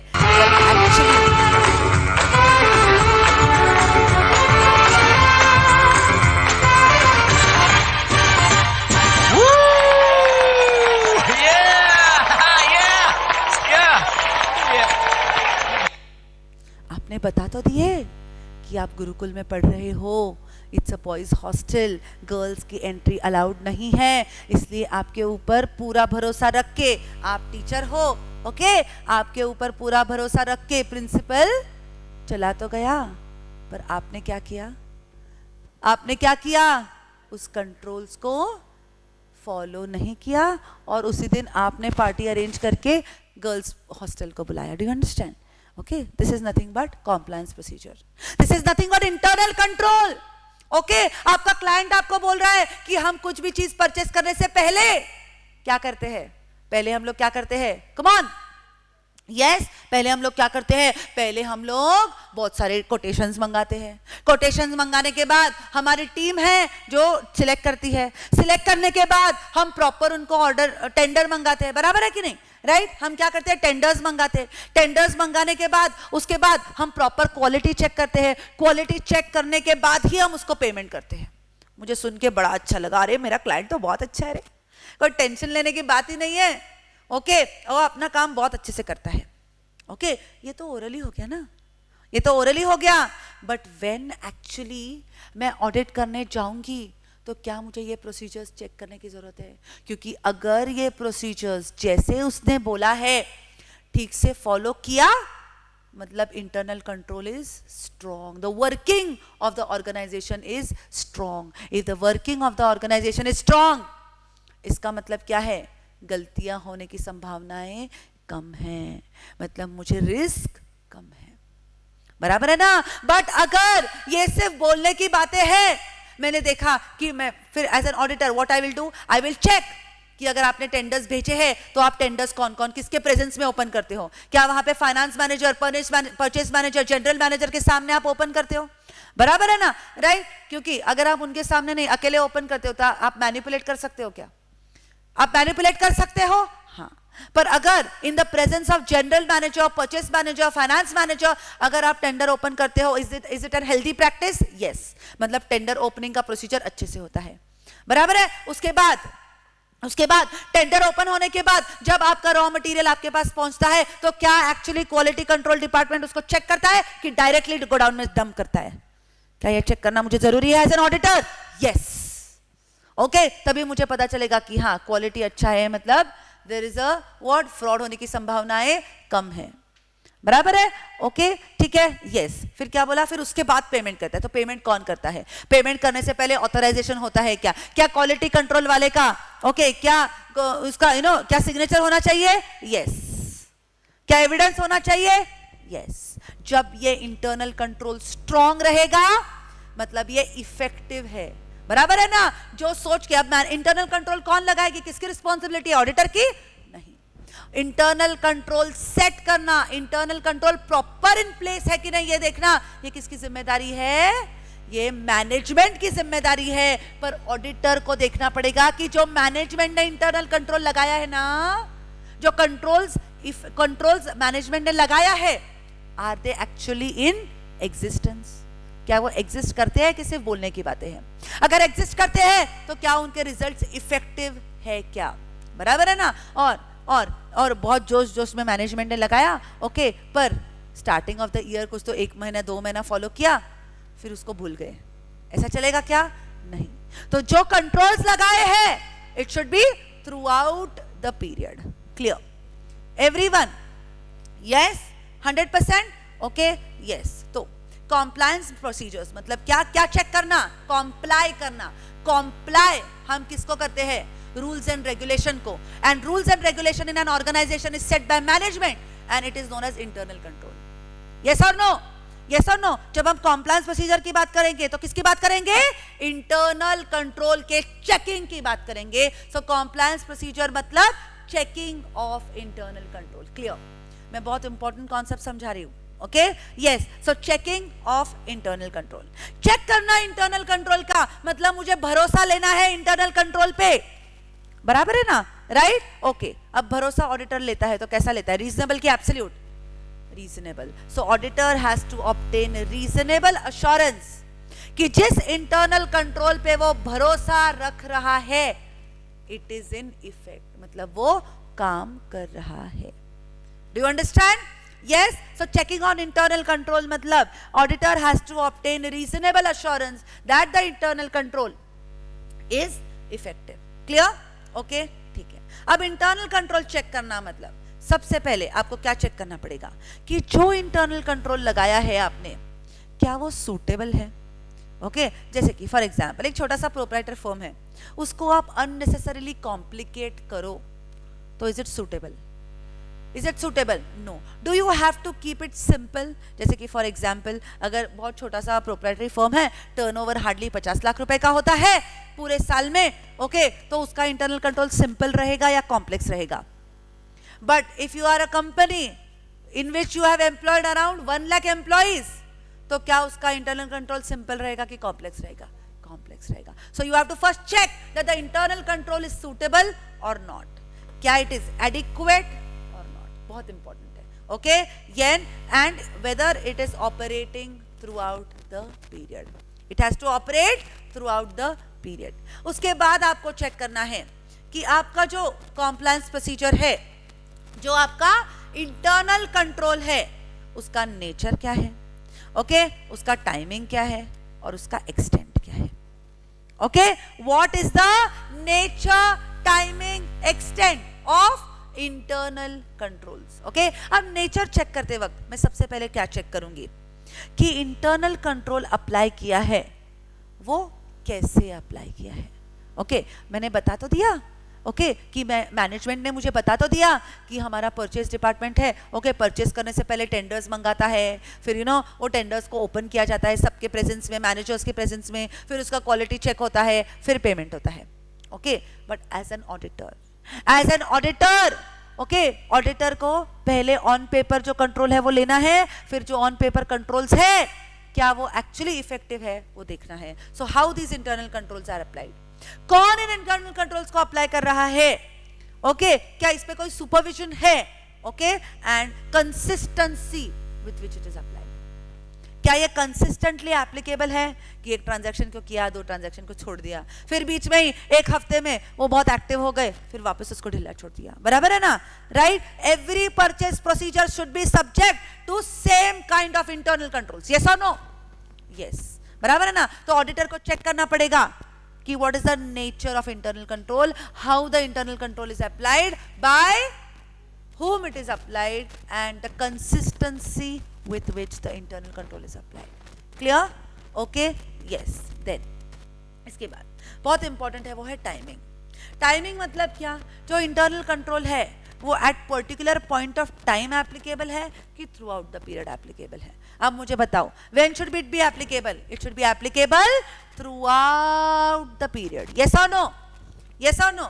okay, yes. And next is extent of internal control, मतलब इसकी फ्रीक्वेंसी क्या है और रेट ऑफ डिविएशंस क्या है. फ्रीक्वेंसी क्या है मतलब कितनी बार, क्या हर बार आप हर परचेज के ट्रांजैक्शन को आप चेक करते हो, हाँ या ना, दैट इज फ्रीक्वेंसी. डिविएशंस मतलब क्या? डिविएशंस मतलब क्या? अब आपको पता है कि टेंडर की ओपनिंग किसके सामने होना है? Purchase manager, general manager, finance manager. क्या हर बार उनके सामने होता है? ओके, अगर नहीं हुआ तो कब नहीं हुआ, कौन से सिचुएशंस में डिविएशन हुआ है, वो समझना बहुत ज्यादा जरूरी है.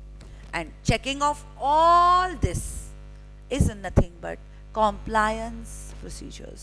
तो हमने क्या देखा कि अगर हमको ऑडिट एविडेंस ऑब्टेन करना है तो there are certain procedures which you need to comply with.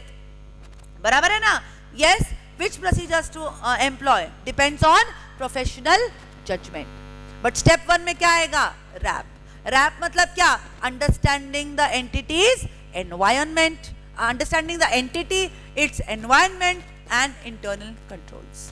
Okay, हमने ये अंडरस्टैंड करके हमने risk of material misstatements को आइडेंटिफाई कर लिया, असेस कर लिया. अब इस रिस्क को ऑडिटर को क्या करना है? कम करना है. इस रिस्क को एक्सेप्टेबल लेवल तक लो करना है, हाँ या ना?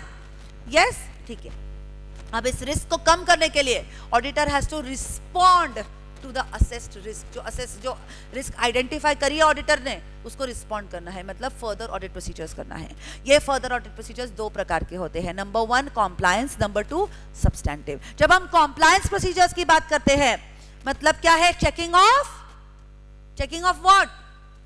Internal control. और इंटरनल कंट्रोल को चेक करना मतलब obtaining a reasonable assurance that internal control is actually in effect. Clear? सबको समझ में आ रहा है? यस. तो एज एन ऑडिटर, अब suppose we are an audit team, हम ऑडिट करने जा रहे हैं, हमको कॉम्प्लायंस प्रोसीजर्स परफॉर्म करना है, तो सबसे पहले हम क्या चेक करेंगे? Documentary. On paper internal control कैसा है? क्या बराबर है ना? ऑन पेपर क्या इंटरनल कंट्रोल सुटेबल है? क्या इंटरनल कंट्रोल एडिक्वेट है? क्या internal control through out the period effective है? बराबर है ना? बराबर है. इसके बाद हम बकायदा ऑर्गेनाइजेशन में जाके देखेंगे, क्लाइंट प्लेस पे जाके देखेंगे कि जो क्लाइंट बोल रहा है वो एक्चुअली हो रहा है या नहीं हो रहा. क्लियर? Correct everyone? यस और नो? बराबर है. मतलब then auditor has to check the nature of internal control, timing of internal control and extent of internal control. जब हम नेचर ऑफ इंटरनल कंट्रोल की बात करते हैं, मतलब how this internal control is applied, by whom this internal control is applied and the consistency by which internal control is applied. बराबर है ना? ओके. देन जब हम टाइमिंग ऑफ इंटरनल कंट्रोल की बात करते हैं, मतलब internal control is applicable at one particular period और one particular point of time और थ्रू आउट द पीरियड. जब हम एक्सटेंट की बात करते हैं, इसका मतलब क्या है? Frequency and rate of deviations. Clear? Yes. इन सब को कहा जाता है कॉम्प्लायंस प्रोसीजर्स. अब इसका कंक्लूजन क्या है?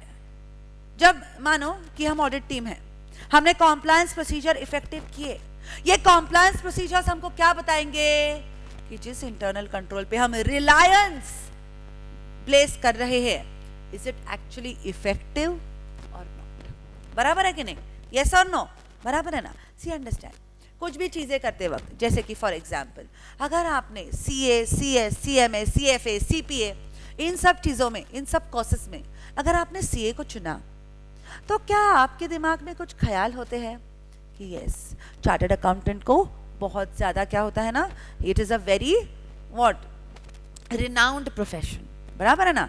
बराबर है. It is related to accounts. मेरा मैथ्स बहुत अच्छा है, मेरा कैलकुलेशन एस्पेक्ट्स अच्छा है, तो मुझे शायद CA अच्छा जाएगा, इजी जाएगा. बराबर है ना? Right. Then there are certain things which you bear in mind. बराबर है ना? इन द सेम वे, मानो कि आपको आपने अगर ध्यान दिया होगा तो इफ़ यू रिमेंबर कि बिफोर ये ऑनलाइन बहुत ज़्यादा हुआ, दैट इज़ बिफोर लॉकडाउन, हर साल जब नया साल चालू होता है तो जून जुलाई अगस्त के पीरियड में कई सारे कुरियर्स आते हैं. कुरियर्स में you have report of Reliance, report of Tata. What is this annual report? जिस कंपनी में आपके पापा ने या आपने इन्वेस्ट किया है उनके एनुअल रिपोर्ट्स आपको आते हैं because you have become the member. Yes और नो? यस और नो? बराबर है? यस. अब मानो, इमेजिन करो ऐसी सिचुएशन कि आपके पास टाटा मोटर्स का क्या आया है, रिपोर्ट आया है, और आपके पापा क्या कर रहे हैं, फाइनेंशियल स्टेटमेंट्स को पढ़ रहे हैं. फाइनेंशियल स्टेटमेंट्स को पढ़ना मतलब क्या करना? यस, फाइनेंशियल स्टेटमेंट्स को स्टडी करना, इसका मतलब क्या होता है? Yes, analyzing the statements, that is you have profit and loss account, you have balance sheet. Profit and loss account tells you about all the transactions which Tata Motors have performed during the year. बराबर है?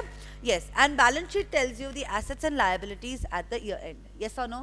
Yes, okay. तो अगर मैं balance sheet पढ़ रही हूँ, मतलब अगर बैलेंस शीट में मुझे दिख रहे हैं कुछ फिक्स एसेट्स है, कुछ डेटर्स है, कुछ इन्वेस्टमेंट्स है, मतलब वो एक्चुअली एग्जिस्टेंस में है. बराबर है कि नहीं? यस और नो? एग्जिस्टेंस में है. ठीक है. सो पहली चीज वो बात कर रहे हैं, मतलब एग्जिस्टेंस की बात कर रहे हैं. फिर वो you know those assets are subject to properly disclose हुए हैं, उन पे डेप्रिसिएशन चार्ज हुआ है. ये हम समझ के, ये हम अज्यूम करके, ये हम हमारे दिमाग में रख के फाइनेंशियल स्टेटमेंट्स पढ़ते हैं, हाँ या ना? ओके. तो ऐसी चीजें जिनको हम अज्यूम करते हैं, जो हमारे दिमाग में होते हैं, जो मैनेजमेंट भी अज्यूम करती है, उनको कहा जाता है assertions. उनको क्या कहा जाता है? assertions. So जैसे मिस्टेक्स के टेक्निकल वर्ड होता है मिस स्टेटमेंट्स, वैसे ही जजमेंट्स, मैनेजमेंट जो कुछ सोच के ओके जजमेंट्स बनाती है, डिसीजंस लेती है, उनको कहा जाता है assertions. ओके. अब जब मैनेजमेंट इंटरनल कंट्रोल एस्टैब्लिश करती है अपने ऑर्गेनाइजेशन के लिए, तो क्या उसको दिमाग में कुछ assertions होते हैं? Yes. What are these assertions with respect to internal control? Existence, effectiveness, continuity. I should not have written here. 1 minute.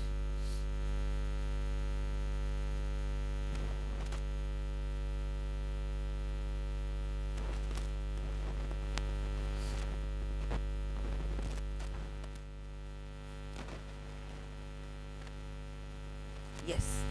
Shortcut क्या है? EEC.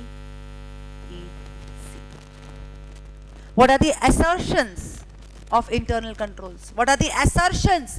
ओके. मतलब मैनेजमेंट जब इंटरनल कंट्रोल बनाता है तो वो EEC सोच के बनाता है कि एक्चुअली हमने इंटरनल कंट्रोल बनाया. तो जब ऑडिटर ऑडिट करने जाता है तो ऑडिटर के दिमाग में भी कुछ assertions होते हैं कि नहीं होते? होते हैं. कौन से assertions होते हैं? ऑडिटर क्या चेक कर रहा है? Internal control. मतलब ऑडिटर क्या परफॉर्म कर रहा है? Compliance procedures. और कॉम्प्लायंस प्रोसीजर्स के असर्शंस क्या है? EEC, that internal control is actually in existence. जो इंटरनल कंट्रोल एग्जिस्टेंस में है वो एक्चुअली क्या है? इफेक्टिव है और कंटिन्यूटी है. It is consistently applied through out the period. Clear everyone? Yes. Yes. Sure? Yes? So compliance procedures हमने क्या देखा? सबसे पहले step 1, what are the procedures which auditor has to perform? RAP. RAP means understanding entity, its environment and internal control. Okay? ये understand करके auditor को क्या करना है? Auditor has to identify and assess the risk. Okay? मतलब उसका risk कितना है? RMM, risk of material misstatement कितना है? ये auditor ने identify, assess कर लिया. अब अगले पड़ाव में ऑडिटर क्या करेगा? इस रिस्क पे रिस्पॉन्ड करेगा, इस रिस्क को कम करने के लिए प्रोसीजर्स परफॉर्म करेगा. उसको क्या नाम है? उसको क्या कहा जाता है? Further audit procedures. Okay. Further audit procedures दो प्रकार के होते हैं, एक तो कॉम्प्लायंस प्रोसीजर्स और एक सब्सटैंटिव प्रोसीजर्स. कॉम्प्लायंस प्रोसीजर्स मतलब इंटरनल कंट्रोल को चेक करना, obtaining reasonable assurance that internal control is actually okay in effect. Okay. इसको इसलिए कहा जाता है, कॉम्प्लायंस प्रोसीजर का दूसरा नाम है टेस्ट ऑफ कंट्रोल. कंट्रोल को चेक करना, जो कंट्रोल मैनेजमेंट ने लगाए हैं ना उसको चेक करना, उसको टेस्ट करना. So test of control. So compliance procedure also compliance procedure is also known as test of controls. Clear? Yes. Okay. फिर कंट्रोल चेक किया, कंट्रोल चेक किया, मतलब ऑडिटर ने क्या चेक किया? सबसे पहले तो वो डॉक्यूमेंट्री प्रॉपरली डॉक्यूमेंटेड है क्या इंटरनल कंट्रोल, क्या वो सूटेबल है, क्या वो एडिक्वेट है, क्या वो थ्रू आउट द पीरियड है। वो चेक करने के बाद ऑडिटर क्या चेक करेगा? Nature, timing, extent of internal controls. What is the nature of internal control? Okay, मतलब क्या? How internal control is applied, by whom it is applied, whether it is consistently applied or not। जब हम timing of internal control की बात करते हैं तो हमें देखना जरूरी है कि internal control at particular time है, एट या तो फिर थ्रू आउट द पीरियड है। और जब हम एक्सटेंड की बात करते हैं तो हमको देखना है कि what is the frequency and what is the rate of deviation. ये सब कुछ चेक करना मतलब ऑडिटर को क्या देखना है? Whether internal control is effective or not. और इन इंटरनल कंट्रोल्स को चेक करते वक्त auditor has to bear certain assumptions in the mind. These assumptions are known as assertions. And what are the assertions depending on compliance procedures? EEC: existence, effectiveness, continuity. Very very very important. 110% इस पे exam में एक question बनेगा ही compliance and substantive procedures पे। Clear? Okay, ठीक है, ये समझ में आया यहाँ तक? किसी को कोई डाउट? किसी को कोई डाउट? ठीक है, आज का एक्सप्लेनेशन पार्ट थोड़ा सा ज्यादा है। Okay, first will understand everything today, फिर नेक्स्ट सेशन में हम लोग क्या करेंगे? इसको बुक में से पढ़ेंगे एंड पूरा राइटिंग करेंगे। Trust me my dear students, compliance and substantive procedures forms a very very very important part, इसलिए मैंने आज इसके एक्सप्लेनेशन के लिए बहुत ज़्यादा टाइम दिया है। ओके, आज पूरा सेशन हम पूरे सिर्फ इस कॉन्सेप्ट समझेंगे। अब कॉम्प्लायंस समझा, अब हम समझेंगे what is meant by substantive procedures. और नेक्स्ट सेशन जो अपना 4:30 बजे रहेगा, हम क्या करेंगे? इसको will go through the book also and we will finish the writing also. Okay, yes, ठीक है, चलते हैं आगे। Okay, yes, then further. अब सब्सटैंटिव प्रोसीजर्स, सब्सटैंटिव प्रोसीजर्स का मतलब क्या है? यस, अगर आपने दृश्यम देखी होगी तो क्या बोलते हैं? हम 2 अक्टूबर को गए थे, स्वामी चिन्मयानंद क्या क्या था? प्रवचन था, हम उसमें गए थे, बराबर है ना? हम प्रवचन चालू होने के बाद पहुंचे। मतलब जो भी चारों फैमिली मेंबर्स है एक ही कहानी दोहरा रहे, बार बार बार बार बार बार। इतनी बार उनका इंटरोगेशन लिया, वो सोचने की कोशिश करे कि कहीं वो छोटी बच्ची तो कुछ गलत बोल दे, कुछ कॉन्ट्राडिक्टरी बोल दे, पर वो बोल ही नहीं रहे हैं। समझ में आया? सो जब हम इतने सारे डिटेल्स में जाते हैं कि कब गए थे? 2 अक्टूबर को गए थे, बराबर है ना? कहाँ गए थे? पणजी में गए थे। पणजी में क्या था? सत्संग था। ओके, यस, और वहां पे क्या खाया था? भज्जी भी खाई थी। समझ में आया? बोलने का मतलब क्या है कि हम क्लाइंट के ऑडिट पे जा रहे हैं, हम क्लाइंट के ऑडिट पे जा रहे हैं, हमने उसके इंटरनल कंट्रोल को अच्छे से समझ लिया है, पर क्या अपने फाइनेंशियल स्टेटमेंट सिर्फ इंटरनल कंट्रोल पे रिलाई करते हैं? नहीं। जब हम फाइनेंशियल स्टेटमेंट्स की बात करते हैं मतलब एक्चुअली ट्रांजैक्शंस की बात करते हैं। जब हम फाइनेंशियल स्टेटमेंट्स की बात करते हैं तो हम P&L अकाउंट में हुए ट्रांजैक्शंस की, बैलेंस शीट में स्टैंड करते हुए ईयर एंड बैलेंसेस की बात करते हैं, बराबर है ना? एसेट्स एंड लायबिलिटीज की। फिर फाइनेंशियल स्टेटमेंट्स में क्या कवर होता है? Cash flow statement, fund flow statement भी कवर होता है, मूवमेंट ऑफ फंड्स की बात करते हैं, बराबर है कि नहीं? फिर हम एक्सप्लेनेटरी नोट्स की बात करते हैं, डिस्क्लोजर्स की बात करते हैं, बराबर है ना? So the transactions, the balances, the disclosures also need to be checked in detail, yes or no? बराबर है ना? हमने रैप में रिस्क आइडेंटिफाई कर लिया, कौन सा रिस्क मटेरियल है, कौन सा नहीं है, ये समझ लिया। फिर हमने फर्दर ऑडिट प्रोसीजर्स डिजाइन किए। उसमें सबसे पहले जो इंटरनल कंट्रोल का गाना गा रहा है मैनेजमेंट, बहुत स्ट्रांग है, बहुत स्ट्रांग है, बहुत स्ट्रांग है, उसको एक बार चेक कर लिया। मतलब इंटरनल कंट्रोल अगर स्ट्रांग है, इफेक्टिव है, EEC है, एग्जिस्टेंस, इफेक्टिव, कंटिन्यूअस, इसका मतलब रिस्क कम है, हमको चेकिंग कम करनी है, बराबर है? पर अगर इंटरनल कंट्रोल में गड़बड़ी है, बोल कुछ और रहा है और हो कुछ और रहा है, in that case will we be able to place reliance on it? नहीं। ओके, ठीक है, ये इंटरनल कंट्रोल की बात हुई। पर जब हम फाइनेंशियल स्टेटमेंट्स की बात करते हैं मतलब हम आंकड़ों की बात करते हैं। We are speaking about the numbers, we are speaking about the expenses, we are speaking about the income, we are speaking about the assets, liabilities, disclosures, बराबर है ना? सो इन हर एक ट्रांजैक्शन को डिटेल में चेक करना is nothing but substantive procedures. Clear everyone? Yes? Okay, I'll show you an example. Okay, yes, मानो कि एक ऑडिटर है. ओके, अब ऑडिटर ने क्या बोला, ऑडिटर गया अकाउंटिंग डिपार्टमेंट के पास और उसको बोला अकाउंटिंग डिपार्टमेंट मुझे क्या करना है, I want to check your procedure, कि आप अगर आपके पास कोई ट्रांजैक्शन आता है तो आप उसको कैसे रिकॉर्ड करते हो. तो वो क्या बोल रहा है कि हम एंट्री करते हैं. बराबर है. फिर मैं उसको पूछती हूँ कि कोई भी रैंडम इंसान आके एंट्री कर सकता है रे. ओके, फिर उसके लिए आपके पास कुछ कंट्रोल होना चाहिए. बराबर है. तो उसने क्या बोला, इसके लिए इस हर कोई जिसके पास पासवर्ड है वही हमारे अकाउंटिंग सिस्टम में जाके एंट्री कर सकता है. ठीक है, मतलब क्या यहाँ पे मैंने कंट्रोल चेक किया, क्या यहाँ पे मैंने कंट्रोल चेक किया. बराबर है ना. So this password is nothing but control which is checked by auditor. Yes or no? Yes, he checks the control. Therefore, it would be what? Internal control is checked. Therefore, will it be compliance procedure? Yes or no? Compliance procedure. Compliance procedure check करना मतलब whether internal control is effective. If it is effective, हम कम checking करेंगे. अगर effective नहीं है तो हम detail checking करेंगे. बराबर है.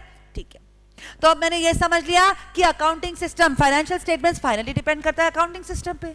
बराबर है कि नहीं. तो अकाउंटिंग सिस्टम में अकाउंट में एंट्री कौन कर सकता है, जिसके पास पासवर्ड है.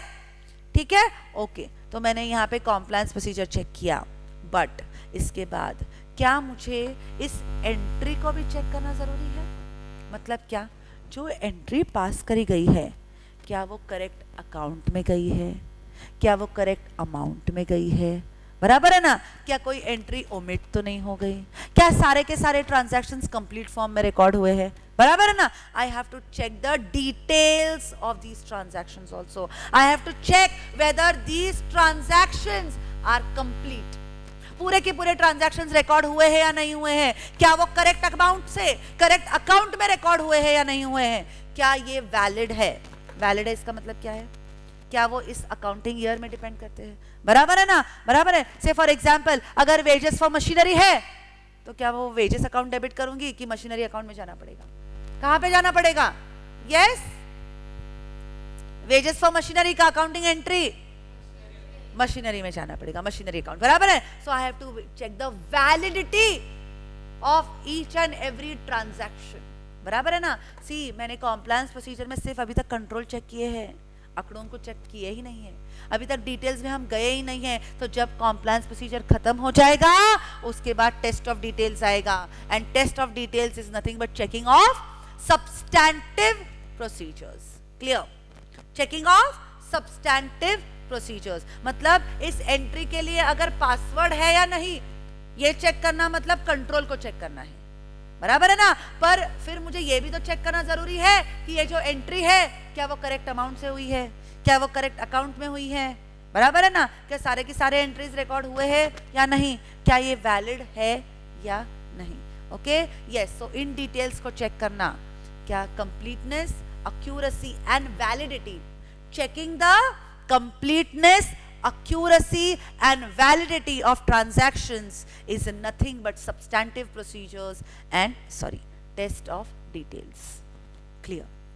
Okay, ये slide आपको पूरी idea देगी कि what is the difference between compliance procedure and substantive procedure. Okay, compliance procedure मतलब उस control को check करना, substantive procedure मतलब हर transaction के डिटेल को चेक करना, उस ट्रांजैक्शन की कंप्लीटनेस, एक्यूरेसी और वैलिडिटी को चेक करना is known as substantive procedures और test of details. Clear. Yes everyone. So अगर हम सब्सटैंटिव प्रोसीजर्स की बात करते हैं, हाँ, तो अगर हम फ्लो की बात करते हैं तो पहले हमने प्लान बनाया, प्लान के बाद हमने रैप किया, रैप के बाद हमने फैप किया, फैप मतलब पहले कॉम्प्लायंस प्रोसीजर किया, it is also known as test of controls, और सब्सटैंटिव प्रोसीजर किया, it is known as test of details. अब सब्सटैंटिव प्रोसीजर्स मतलब क्या, सब्सटैंटिव प्रोसीजर्स मतलब क्या, सब्सटैंटिव प्रोसीजर्स मतलब चेक करो डेटा. डेटा कौन प्रोड्यूस करेगा, अकाउंटिंग सिस्टम प्रोड्यूस करेगा. बराबर है ना. अकाउंटिंग सिस्टम को आया हुआ डेटा उसको हम फाइनेंशियल स्टेटमेंट्स में कन्वर्ट करेंगे और फिर इस फाइनेंशियल स्टेटमेंट्स पे हम ऑडिट करेंगे. हाँ या ना. सो जो अकाउंटिंग सिस्टम ने डेटा क्रिएट किया है वो कैसा होना चाहिए, एक तो पहले कंप्लीट होना चाहिए, फिर एक्यूरेट होना चाहिए और फिर वैलिड होना चाहिए. बराबर है ना. यस. सो व्हेन आई से checking the details of the transaction. So can I say it is arithmetical, checking the arithmetical accuracy of the transaction? Yes or no? Yes or no? So it provides evidence on arithmetical accuracy of what? Of amounts and account balances. Clear? Yes. So substantive procedures means checking the data produced by accounting system. In what aspects? Whether the data is complete, whether the data is accurate, and checking the validity of transactions. Clear? Okay. ये check करने के बाद अपने को evidence मिलता है. क्या evidence मिलता है? It provides evidence with respect to arithmetical accuracy of amounts and account balances. बराबर है कि नहीं? बराबर है. बराबर अमाउंट से हमने टैली किया है कि नहीं किया है? बराबर अमाउंट से हमने एंट्री की है कि नहीं की है? Then it is carried out on all aspects of financial statements. Okay? Yes. तो जैसे इंटरनल कंट्रोल के assertions होते हैं, तो क्या जैसे कॉम्प्लायंस प्रोसीजर्स के assertion होते हैं, तो क्या सब्सटैंटिव प्रोसीजर्स के भी assertions होते हैं? हाँ. क्या आपको ये assertions बाय हार्ट करने हैं? Absolutely yes. 100% इसमें एग्जाम में क्वेश्चन पूछा जाएगा. How to remember? We have a memory technique to it. Crop oblique existence oblique valuation oblique measurement. Okay? Yes. CROP, existence, valuation, measurement. So these are the 7 assertions. 100% इस पे exam में question पूछा जाएगा. आपको कोई case study दे दी, आपको कोई case study और दे दी और बोल दिया check you have to check the validity of this particular transaction. Okay, तो आपको क्या करना है? सबसे पहले remember, validity of transaction check करना, इसका मतलब मुझे क्या परफॉर्म करना है? Substantive procedures. अगर मुझे सब्सटैंटिव प्रोसीजर्स परफॉर्म करना है, मतलब मुझे 3 चीजें चेक करनी है. Whether the transactions are complete, accurate and valid. एक बार मैंने ये 3 चीजें चेक कर ली, इसके बाद मुझे क्या देखना है? इसके बाद अरिथमेटिकल एक्यूरेसी का एविडेंस मुझे मिलेगा. ओके, पर ये करते वक्त मुझे मेरे दिमाग में 7 assertions रखने हैं. Crop, existence, valuation, measurement. Okay? Yes. Existence, completeness का क्या मतलब है? Okay? जो स्टॉक एक्चुअली आप बैलेंस शीट में ईयर एंड पे दिखा रहे हो, उतना स्टॉक एक्चुअली आपके क्लाइंट के पास एग्जिस्टेंस में है. Okay? Rights and obligations. Rights means asset, obligations means liability. तो जो भी assets and liabilities आप आपके क्या किसमें फाइनेंशियल स्टेटमेंट्स में दिखा रहे हो, it is actually in existence. समझ में आया? ओके. देन ऑकरेंस, एक्चुअली जो ट्रांजैक्शंस जिसको आप डेबिट क्रेडिट कर रहे हो, ओके, आपके बुक्स ऑफ अकाउंट्स में, वो एक्चुअली ऑकर हुआ है. Okay. Then presentation and disclosure, you have presented and disclose the matter, the transaction in the most accurate manner. Then existence, valuation and measurement. Okay, तो जब हम compliance procedures की बात करते हैं, तो there are how many assertions? 3 assertions, EEC. But अगर हम सब्सटैंटिव प्रोसीजर्स की बात करते हैं, तो there are how many assertions? 7. CROP, existence, valuation, measurement. Do you understand? Yes, this is all about the basics of audit evidence. तो आज का सेशन बहुत ज़्यादा इंपॉर्टेंट था, जिसमें हमने क्या समझा? हमने रैप और फैप समझा, और फैप में कॉम्प्लायंस प्रोसीजर और सब्सटैंटिव प्रोसीजर समझा.